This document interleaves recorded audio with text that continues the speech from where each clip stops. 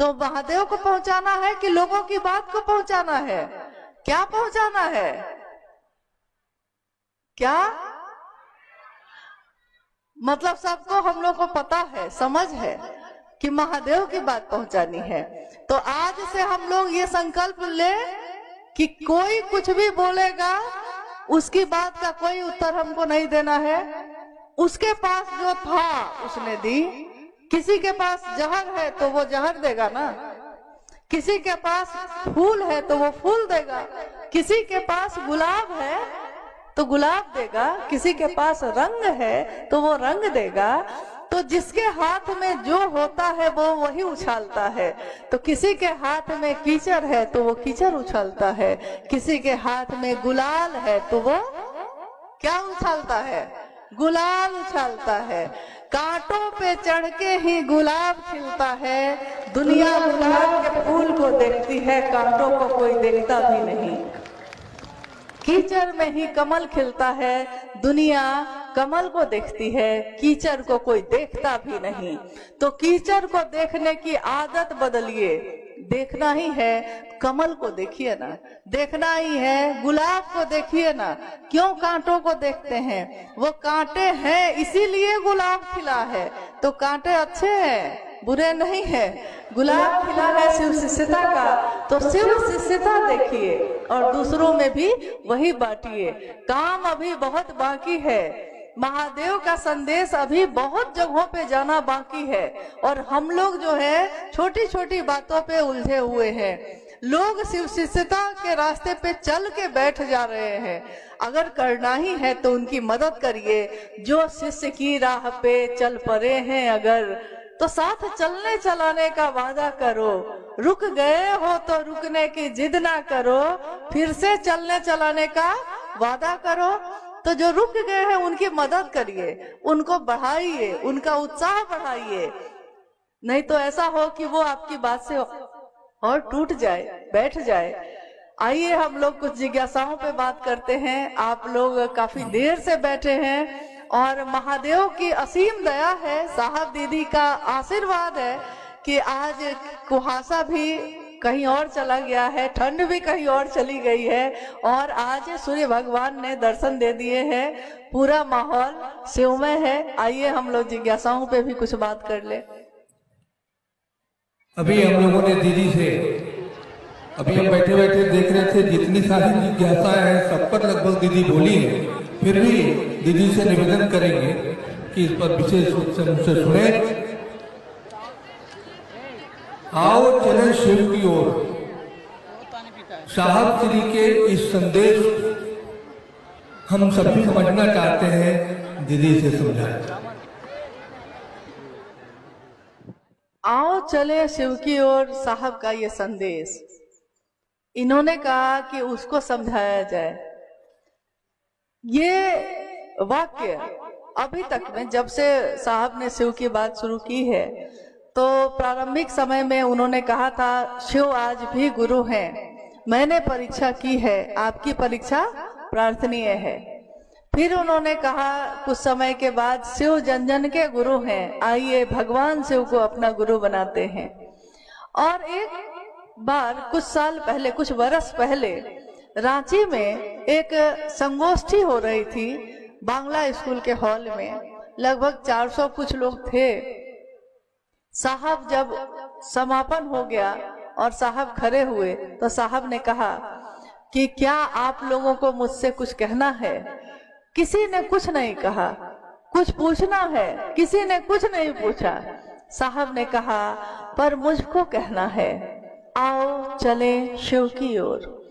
और जब उतर कर सीढ़ी से साहब घर के अंदर आए और हम लोगों ने उनसे पूछा कि आज आपने जो वाक्य कहा है आओ चले शिव की ओर, इसके पीछे का क्या रहस्य है? उन्होंने कहा कि मैंने नहीं कहा, ये दूर वन प्रांतरों से आती हुई धीमी धीमी मध्यम मध्यम आवाज है जो पुकारती है, जो बुलाती है, जो कहती है कहाँ फंसे हो यार, क्या मिलेगा? कितनी दूर तक चल चल कर फिर आप रुक गए, क्या हासिल होगा? हाथ खाली के खाली रह गए। कितने लोग मेरे साथ चले। साहब श्री ने उस दिन कहा अकेला ही चला था मैं जानिबे मंजिल मगर जो लोग आज दिख रहे हैं, लोग मिलते गए कारवां बनता गया। अकेला ही चला था, आज कारवां बन गया। परंतु मैं देखता हूँ कि ये बच्चों के खेलने के मैदान जैसा हो गया। कोई खेलता है, कोई हंसता है, कोई रोता है, कोई शिकवा शिकायत करता है। मैंने कहा शिव का शिष्य बनो, शिव का गण बनो, शिव का आदमी बनो, और ये ऐसा ऐसा काम करता है कि कहिए नहीं। फिर उन्होंने एक बात याद कराई। कुछ साल पहले, उस समय माँ नीलम आनंद शरीर में थी, तो कभी कभी क्या होता था कि हम लोग रात में जब भोजन हो जाता था तो कभी कभी लूडो एक खेल होता है। लूडो खेला है आपने कभी? लूडो जो खेल खेलते हैं बच्चे। हाँ, बच्चा बोल रहा है हाँ। हाँ, तो लूडो खेल उस समय हम लोग रांची में 373 सीडी क्वार्टर नंबर था। 2003 की बात कह रहे हैं आपको। 2003 में खेल रहे थे।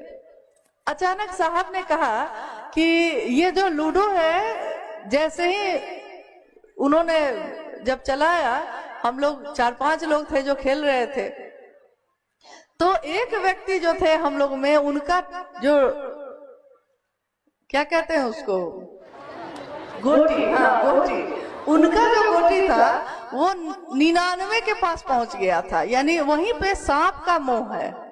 99 के पास पहुंचने वाला था, अभी पहुंचने ही वाला था कि तब तक अचानक जो है वो गोटी में ऐसा नंबर आया कि 99 नहीं पहुंच के वो सांप के मुंह से के पास पहुंच गए, और सबसे बड़ा वाला सांप था।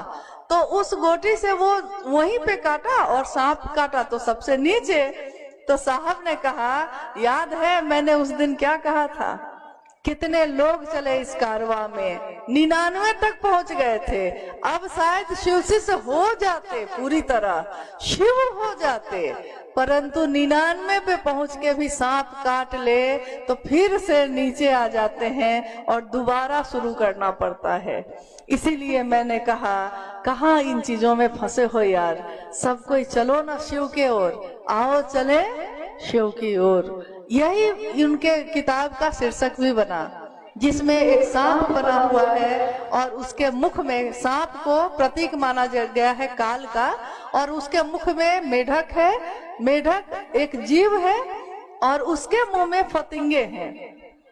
जो साहब ने बनवाया था तो उन्होंने कहा कि काल के मुंह में बैठा है मेढक, लेकिन फतिंगों को पकड़ रहा है। उसको लगता है कि मैं यहाँ से जाऊंगा नहीं, हमेशा जीवित रहूंगा, और फतिंगों को पकड़ के उसका पेट भर गया, फिर भी पकड़ ही रहा है। तो उन्होंने कहा, इसीलिए मैंने इस पुस्तक का नाम भी लिखा, आओ चले शिव की ओर। अगली जिज्ञासा है, ये हर जगह लोग अभी समझ नहीं पा रहे हैं, शायद आज समझ जाएंगे। क्या शिव चर्चा में प्रसादी चढ़ाना चाहिए या नहीं, इसे समझाने की कृपा करें। जिज्ञासा है कि शिव चर्चा में प्रसाद चढ़ाना चाहिए कि नहीं चढ़ाना चाहिए। इतने सालों में इस तरह की जिज्ञासा बहुत बार आई है, आज भी आ रही है, स्वाभाविक है आएगी। नए लोग आ रहे हैं तो नए लोग भी समझते जाएंगे।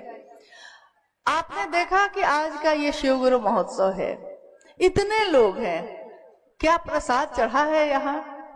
आप में से बहुत गुरु भाई गुरु बहन ऐसे होंगे जिन्होंने कभी उस चर्चा में, शिव गुरु महोत्सव में भाग लिया होगा जिसमें साहब पधारे हैं। आप में से कितने लोगों ने साहब की बात सुनी है, शिव चर्चा में गए हैं?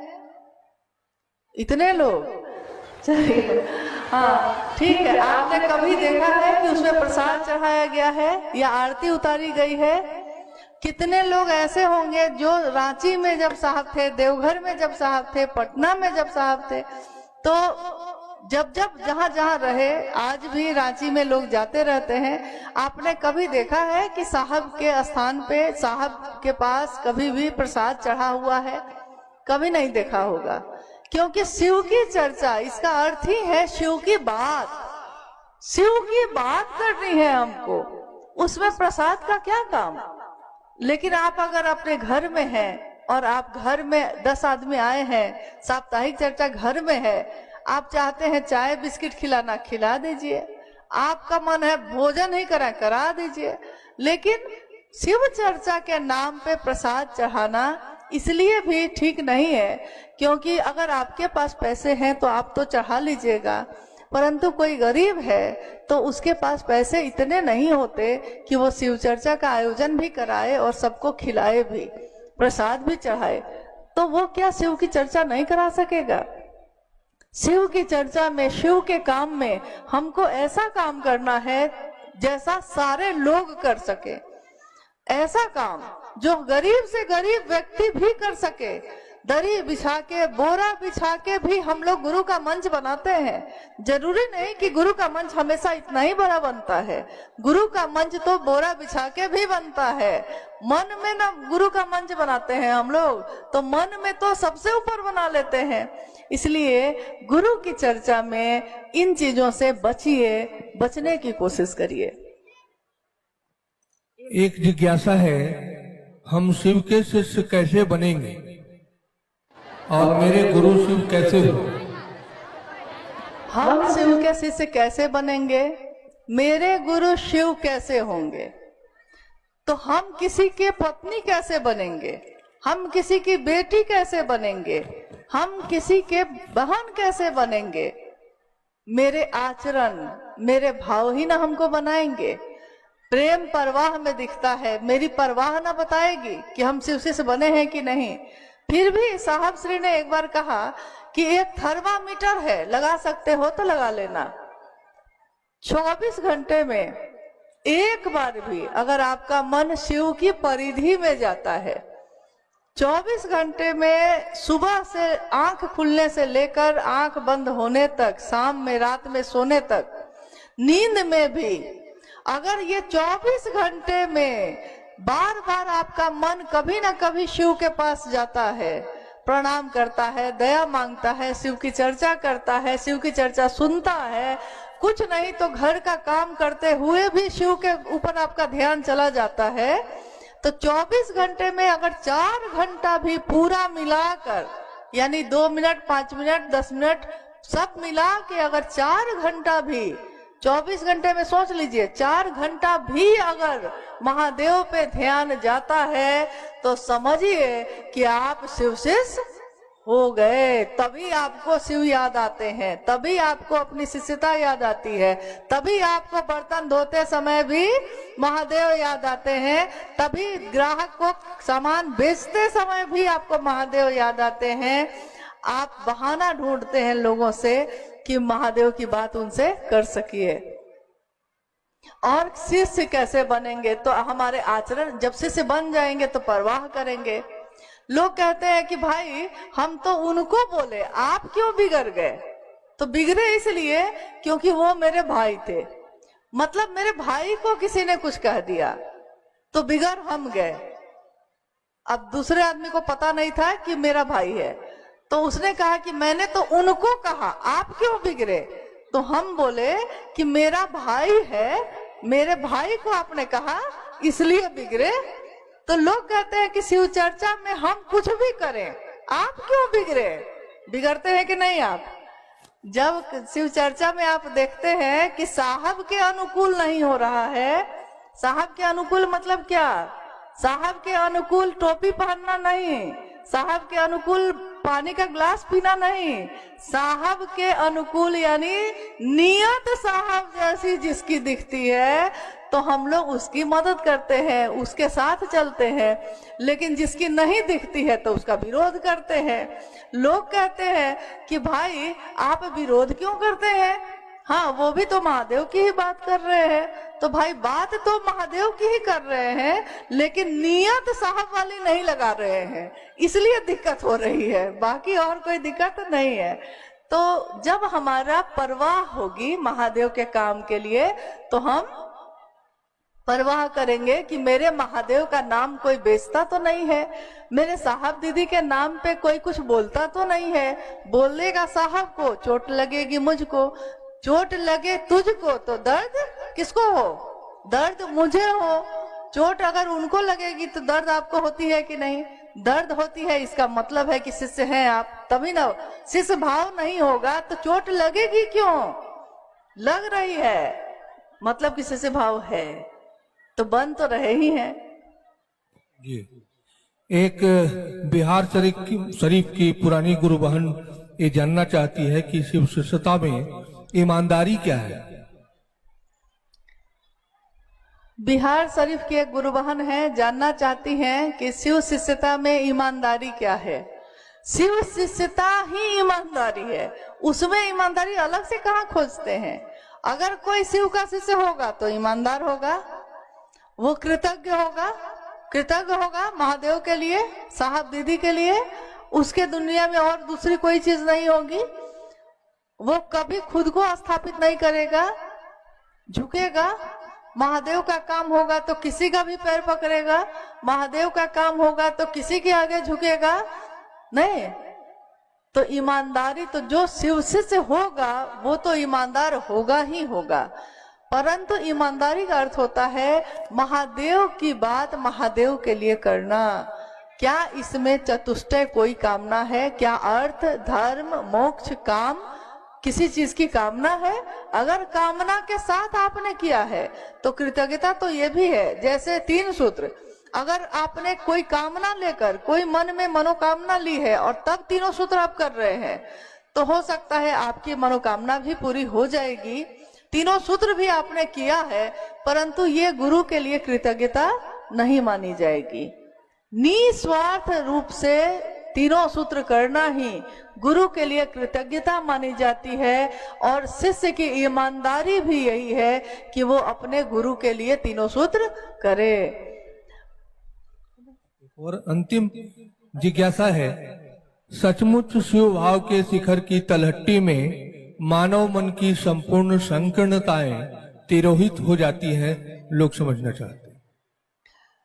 शिव भाव के शिखर की तलहटी में ही समस्त संकीर्णताएं तिरोहित हो जाती हैं। कैसे? ये पंक्ति है शिष्यानुभूति की। कहते हैं कि जब जब संकीर्णता, रूढ़िवादिता के पास में जब इंसान बंधता है, तब तब कहीं ना कहीं एक ऊर्जा का प्रस्फुटन होता है जो इन सभी तरह के बंधनों से हमको मुक्त करता है। साहब श्री का ये वाक्य जो उन्होंने शिष्यानुभूति में लिखा, शिव भाव के शिखर, आपने पहाड़ देखा है, पहाड़ का शिखर, चोटी, वहां अभी गए भी नहीं है, पहाड़ की चोटी पे नहीं गए हैं आप, पहाड़ पे भी नहीं चढ़े हैं आप, उसकी तलहटी में ही है, उसकी घाटी में ही है, तो हवा ठंडी लगने लगती है, हवा में ठंडक आने लगती है। तो उसी तरह जब हम शिव भाव के नजदीक जाते हैं, थोड़ा निकट होते हैं, तो हमारे मन से स्वतः समस्त संकीर्णताएं तिरोहित, यानी अपने आप कपूर की तरह अपने आप घुलने लगती है, खत्म होने लगती है। हम पूछना भूल जाते हैं। अब पहले हम पूछते थे आप कौन जाति हैं, आप कौन धर्म है, आप कहाँ से आए हैं, अमीर हैं, गरीब हैं, वर्ण पूछते थे। लेकिन अब हम कुछ भी नहीं पूछते, हम बस इतनी बात करते हैं, आपने महादेव को गुरु बनाया है और आप शिव के शिष्य हैं, अरे आप तो गुरु महान हैं, अरे आप तो गुरु भाई हैं, कह के हम लोग गले से लगा लेते हैं। यानी शिव शिष्यता ने हम सबको एक कर दिया, सारी संकीर्णताएं, सारे बंधन खत्म हुए और सारे शिव के शिष्य एक भाव से, जिसके बारे में साहब श्री ने कहा कि ऋग्वेद की अंतिम ऋचा है कि हम सभी की सभा एक हो, शिव शिष्यों की सभा एक हो। साहब श्री ने कहा कि शिव शिष्यता का जो भाव है वो हम सभी के हृदय में एक जैसा ही संचरित हो, हम सब का रास्ता एक हो, हमारी मंजिल एक हो। मंजिल है भगवान शिव स्वयं, रास्ता है शिव की शिष्यता का राजमार्ग। इस राजमार्ग के पे दुनिया के सारे लोग चलेंगे, तब भी कहीं कोई जाम नहीं है, कहीं कोई हलचल नहीं है, सारे लोग शिव तक ही पहुंचेंगे। इसलिए जब हमारा रास्ता एक होता है, हमारा संकल्प अपना अपना है। अपने संकल्प को लेकर हम सभी शिव के शिष्य इस रास्ते पे बढ़ रहे हैं, चल रहे हैं। मंजिल मिलेगी जरूर, इसकी जुस्तजू में है, चलते जा रहे हैं। मंजिल जब मिल जाएगी, वो महादेव जब मिल जाएंगे, तो उनकी दया के अतल गहराइयों में सभी शिष्यों का, समस्त शिव शिष्यों का मन समाहित होता ही रहेगा, डूबता ही रहेगा। इसी की कामना है, इसी की कामना के साथ कि हम सभी शिव शिष्यों का जीवन शिवमय हो, सुखमय हो। शिव के शिष्य बनकर हम जगत में रोशनी लेकर जाए। हम जिसके घर पहुंचे उसके घर में अगर अंधेरा हो तो रोशनी हो, क्योंकि आपके हाथों में, आपके हृदय में, आपके मन में शिव शिष्यता की रोशनी है। तो ये रोशनी लेकर आप जहां भी जाएंगे, हम जहां भी जाएंगे, अंधेरा खुद ही दूर हो जाएगा।